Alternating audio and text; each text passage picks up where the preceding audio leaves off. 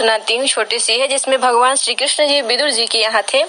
तभी उधर से ऐसे युद्ध के मैटर में कुछ बातें हो रही थी कि मैं अगर रोकता भी तो मेरे बस में नहीं है, क्योंकि दूसरों का जो कर्तव्य है वो मेरे बस पर नहीं है। मैंने प्रयास तो बहुत किया, परंतु जिससे मैंने प्रयास किया उसने मेरी बातों को टाल दिया, तो मैं कैसे उन पर निर्भर कर सकता हूँ, कैसे उनकी बातों पर निर्भर करूँ मैं।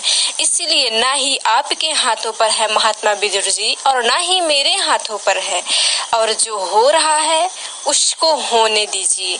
ना ही वो आपके सर पर है, ना ही मेरे सर पर है।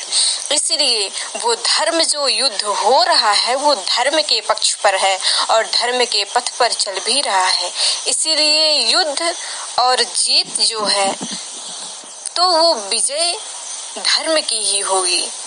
इसलिए आप निश्चिंत रहिए और आप इन सब चीजों को सोचकर स्वयं को परेशान मत होइए।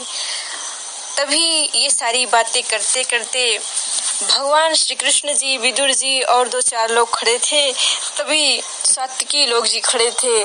तभी उधर से अंगराज कर्ण जी आते हैं और भगवान श्री कृष्ण को देखें। तभी भगवान श्री कृष्ण जी से प्रणाम किए, विदुर जी से, सभी से प्रणाम किए। उसके बाद फिर भगवान श्री कृष्ण जी ने कहा कि क्यों कर्ण, यहाँ से गुजर रहे थे तो हमें देखे तो रुक गए या फिर कहीं और जा रहे थे? तब कर्ण ने कहा कि मैं तो आपको देखा तो कुछ आपसे बातें करनी थी, तो आपके सामने मैं रुक गया और मैं तो अपने मित्र दुर्योधन से मिलने जा रहा था। तब भगवान श्री कृष्ण जी कहते हैं कि ठीक है, आप दुर्योधन से मिल लीजिएगा। तब भगवान श्री कृष्ण जी को कुछ बातें करनी थी, तो भगवान श्री कृष्ण जी, तब कर्ण जी कहते हैं कि मैं अपने दुर्योधन की असभ्यता पर मैं क्षमा लेने आया हूँ वासुदेव जी। भगवान श्री कृष्ण जी कहते हैं कि अपनी असभ्यता पर स्वयं से ही अपने को क्षमा मांगना चाहिए। मेरा तो अपमान हुआ ही नहीं, अपमान तो हुआ दुर्योधन का, और दुर्योधन का भी नहीं, जड़ तो पेड़ तो पहले धृतराष्ट्र जी हैं, मुख्य तो वो हैं, उसके बाद दुर्योधन है। दुर्योधन की भी ज्यादा गलती नहीं है, क्योंकि पहले वृक्ष होता है, पत्ते लगते हैं, फिर फल फूल होते हैं। तो वृक्ष तो पहले धृतराष्ट्र जी हैं, उसके बाद दुर्योधन है। तो अपमान हुआ दुर्योधन का और हस्तिनापुर का, तो मैं क्यों क्षमा करूं? और मैं क्षमा करने वाला होता कौन हूं? तब भगवान श्री कृष्ण जी कहते हैं कि अगर वास्तव में आप दुर्योधन से क्षमा मांगने आए हैं तो थोड़ा दूर मेरे साथ चलिए।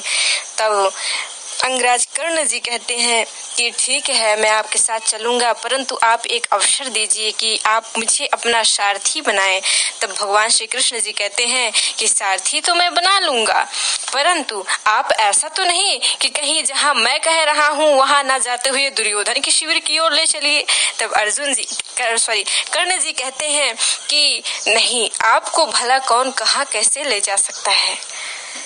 तब भगवान श्री कृष्ण जी मुस्कुराए। उसके बाद सात्विकी अपने सैनिकों को अंगराज कर्ण के रथ पर आने के लिए बोला और स्वयं अपने रथ पर अंगराज कर्ण को सारथी बनाए और स्वयं निकल पड़े हैं वहां से, और एक वन की ओर आए और अपने सात्विकी और कृतवर्मा को कुछ दूर पर इंतजार करने के लिए कह दिए और अंगराज कर्ण को लेकर आए और कहने लगे कि आप तो थोड़ा भय लगता होगा कि ये देवकी का पुत्र मुझे कहाँ लेकर आया।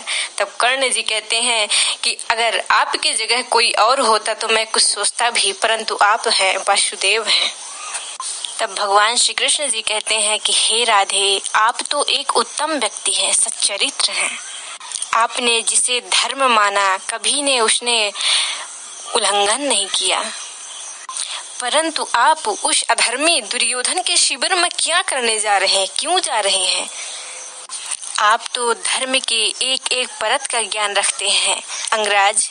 आप तो ये नहीं सोच सकते हैं कि दुर्योधन का मार्ग धर्म का मार्ग है, सभ्यता का मार्ग है।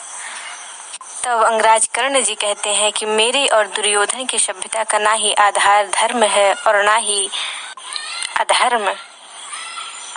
इस धर्म का आधार स्नेह है। वो मेरा मित्र है। वो मेरा कृष्ण तो नहीं, परंतु मैं उसका सुदामा अवश्य हूँ। क्षत्रियों के समाज ने मुझे इसलिए नहीं स्वीकार किया ना कि मैं सूत पुत्र हूँ, परंतु दुर्योधन एक क्षत्रिय है जिसने कभी भी मेरे और उसके विशेष की कोई दूरी नहीं रखी है। हम लोग एक साथ रहे हमेशा। आज से वर्षों पहले जब मेरे सामने गुरु द्रोणाचार्य, कृपाचार्य, गुरु जैसे सभी मेरा अपमान कर रहे थे, तब वहां पर मेरा मित्र दुर्योधन ही खड़ा हुआ था और मुझे अंग का राजा कर्ण बनाया था, अंग का राजा घोषित किया था और मुझे अंग का राजा बनाकर इस स्थिति पर किया कि मैं उस अर्जुन, कुंती पुत्र के अर्जुन को ललकार सकूं। और यही कारण है वसुदेव कि जब मुझे उसका कोई दोष दिखाई देने लगता है तब मैं अपनी आंखें ढक लेता हूँ। इस संसार में केवल दो ही ऐसे प्राणी हैं जिनसे मैं प्रेम करता हूँ, एक दुर्योधन और एक जिसने मुझे जन्म तो दिया नहीं परंतु वो मेरी माता के समान है, और जिसने मुझे जन्म दिया तो परंतु मुझे बचपन से ही दूर कर दिया, फेंक दिया। और अगर मैं दुखी होता हूँ तो इन्हीं दोनों को दुखी देखकर, और अगर मैं सुख होता हूँ, खुशी होता हूँ तो इन्हीं दोनों को खुशी होकर।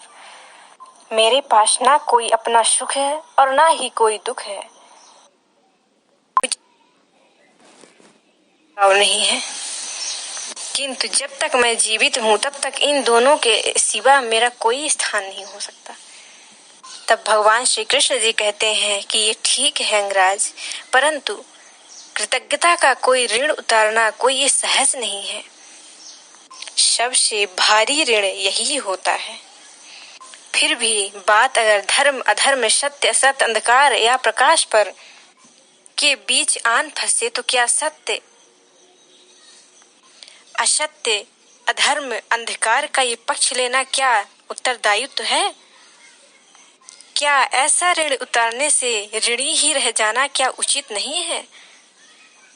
ये तो मुझे उसी वक्त कह देना चाहिए था वासुदेव कि मुझे ऋणी, मैं ही ऋणी हूँ। जब मैं ऋणी हो रहा था तभी मुझे कह देना चाहिए। ऋण चुकाने में आनाकानी नहीं करना चाहिए, परिणाम चाहे जो भी हो। तब भगवान श्री कृष्ण जी कहते हैं कि हाँ, शायद ये भी कोई दृष्टिकोण हो सकता है, परंतु आप ये क्यों नहीं सोचते अंगराज कर्ण कि दुर्योधन उस क्रीड़ा में लज्जित हो चुका था और वो अपने लिए अर्जुन का एक प्रतिद्वंदी मोल लेना चाह रहा था। कहीं ऐसा तो नहीं कि उसने आपको अंग देश देकर आपको मोल ले लिया हो?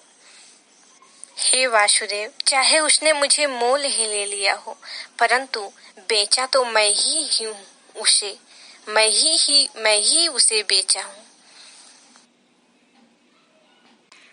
तो ये थी भगवान श्री कृष्ण जी और कर्ण की बातें।